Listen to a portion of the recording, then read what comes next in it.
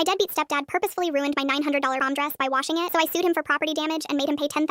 My biological dad raised me until I was 11. He was a firefighter. One night, he ran into a burning apartment building to save a little girl. The ceiling collapsed on him. He survived, but he lost his right leg and most of his mobility. The courts decided he couldn't care for me anymore. I had to move in with my mom and her new husband, Greg. Greg made sure I knew my place from day one. He had 2 sons. Tyler was my age. Brandon was 19. Everything in that house revolved around them. When Tyler wanted a $200 gaming setup, Greg bought it without blinking. When Brandon crashed his car street racing, Greg bought him another one, a nicer one. But when I needed $40 for a field trip, suddenly money was tight. I learned fast. Started working at a bakery the summer before junior year, $11.50 an hour. I saved every single paycheck in a lockbox under my bed. Here's the thing about my prom dress. It wasn't just fabric and crystals. My dad's mom, my grandmother, passed away 3 months before prom. She was the one person who made me feel like I still belonged somewhere. 2 weeks before she died, she handed me an envelope. Inside was $800 cash and a note. For your prom dress, sweetheart, make it unforgettable. I added my savings to hers. Found a dress that looked like something she would have worn. Forest green velvet with hand-sewn crystals. It cost $890. I paid the extra $90 myself. When I brought it home, I made one mistake. I showed Greg. His face twisted the second he saw the receipt. He started in on how irresponsible I was, how I should contribute to household bills, how his son Tyler deserved help paying for his prom too. My mom actually defended me for once. Told him I earned that money and I could spend it however I wanted. That was 3 weeks before prom. The dress hung in my closet in a garment bag. I'd unzip it sometimes just to look at it, just to feel close to my grandmother again. Then last Tuesday happened. I came home from school and something felt wrong. My bedroom door was open. I always close it. The garment bag was gone. I found Greg in the living room watching TV, asked him if he'd seen my dress. He didn't even look at me, just pointed toward the laundry room. I will never forget the sound, the heavy thud of the washing machine on its spin cycle, the scraping noise of crystals hitting metal. I ripped open that washer. The dress was destroyed. The velvet had shredded. The crystals my grandmother's money paid for were scattered at the bottom of the drum like broken teeth. Greg finally looked at me then. He was smiling, looked dirty. He said, "You should thank me." I didn't say a word. I took photos of everything. The ruined dress, the washer settings, his face. Then I left. Went straight to my dad's apartment, told him everything. My dad made one phone call. His best friend from the fire station, Marcus, was now a detective. Marcus made another phone call to his wife. She was a prosecutor. They told me something Greg didn't know. In our state, intentional destruction of property over $750 is a class 4 felony. And if the property has documented sentimental value, damages can triple. We filed a police report that night. I had the receipt. I had my grandmother's note with her handwriting. I had photos of Greg smiling next to the evidence. But here's where it gets interesting. When the police started investigating, they pulled Greg's financial records, standard procedure for property crimes. They found something that had nothing to do with my dress. For the past 6 years, Greg had been stealing from my dad's disability payments. My mom was still listed as emergency contact on some of my dad's accounts from before the divorce. Greg had been using that access to siphon money, small amounts, $200 here, $150 there. Over 6 years, it added up to almost $40,000. Money that should have gone to my dad's medical care, his physical therapy, his prosthetic maintenance. My dad had been struggling for years, wondering why his benefits never stretched far enough. Greg was bleeding him dry the entire time. The prosecutor didn't just charge Greg with property destruction. She charged him with 6 counts of wire fraud, identity theft, and theft from a disabled person. The dress lawsuit was settled out of court. Greg's attorney convinced him to pay $10,000 just to avoid that case going to trial. But the fraud charges, those went all the way. Greg is currently serving 4 years in state prison. My mom filed for divorce 3 days after his arrest. Turns out she'd been suspicious for a while, but couldn't prove anything. Last month, I went to prom. My dad was there when I got ready. He sat in his wheelchair in the living room while I came down the stairs. I was wearing a new dress, dark green velvet, hand-sewn crystals, almost identical to the one Greg destroyed. My dad's fire station took up a collection. Every firefighter he ever worked with chipped in. The dress cost $200. They gave me one during $800 and told me to keep the rest for college. When I hugged my dad goodbye that night, he whispered something I'll never forget. "Your grandmother would be so proud of you."